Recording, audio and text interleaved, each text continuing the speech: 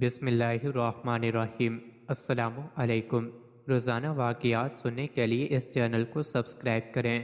شاہ شمس تبریز رحمۃ اللہ علیہ مولانا جلال الدین رومی رحمۃ اللہ علیہ کے پیر و مرشد تھے۔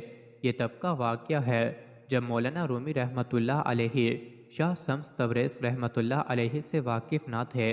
ایک دن شاہ شمس تبریز رحمۃ اللہ علیہ مولانا رومی رحمۃ اللہ علیہ کے مکتب جا پہنچے۔ وہاں مولانا رومی رحمۃ اللہ علیہ بیٹھے کچھ کتابوں کا مطالعہ کر رہے تھے تو شاہ شمس تبریز رحمۃ اللہ نے ان سے پوچھا، اے چیست، یہ کیا ہے؟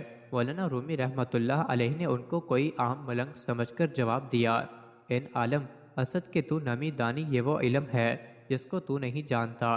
شاہ شمس تبریز رحمۃ اللہ علیہ یہ جواب سن کر چپ ہو گئے۔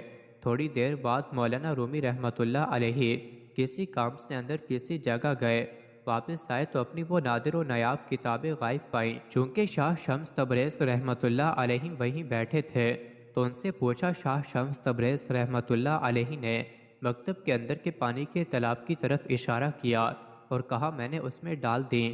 یہ سن کر مولانا رومی رحمۃ اللہ علیہ حیران و پریشان رہ گئے، جیسے کاٹو تو بدن میں لہو تو نہیں۔ اتنی قیمتی کتابوں کے ضائع ہونے کا احساس ان کو مارے جا رہا تھا۔ تب کتابیں کچی سیاہی سے ہاتھ سے لکھی جاتی تھیں، پانی میں ڈالنے سے ان کی سب سیاہی دھل جاتی تھی۔ شاہ شمس سے دکھ زدہ لہجے میں بولے، میرے اتنے قیمتی نسخے ضائع کر دیے۔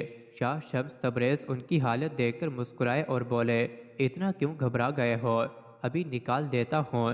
یہ کہہ کر شاہ شمس تبریز اٹھے اور تالاب سے ساری کتابیں نکال کر مولانا رومی رحمۃ اللہ علیہ کے آگے ڈھیر کر دیں۔ یہ دیکھ کر مولانا رومی رحمۃ اللہ علیہ کی حیرت کی انتہا نہ رہی کہ سب کتابیں بالکل خشک ہیں۔ رومی رحمۃ اللہ علیہ چلا اٹھے، اے چیست، یہ کیا ہے؟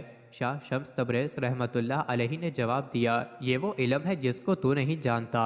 یہ کہہ کر شاہ شمس تبریز رحمۃ اللہ علیہ چل پڑے۔ ادھر مولانا رومی رحمۃ اللہ علیہ کے اندر کی دنیا جیسے الٹ پلٹ چکی تھی۔ اپنی دستار پھینک کر شاہ شمس تبریز رحمۃ اللہ علیہ کے پیچھے بھاگے اور جا کر ان کے پاؤں میں گر پڑے کہ خدا کے لیے مجھے معاف کر دیجئے اور مجھے اپنے قدموں میں جگہ دیجئے۔ شاہ شمس تبریز رحمۃ اللہ علیہ نے انہیں اٹھا کر سینے سے لگایا اور کہا، میں تو خود ایک عرصے سے تیری تلاش میں تھا۔ مزید ایسے ہی ویڈیوز کے لیے چینل کو ضرور سبسکرائب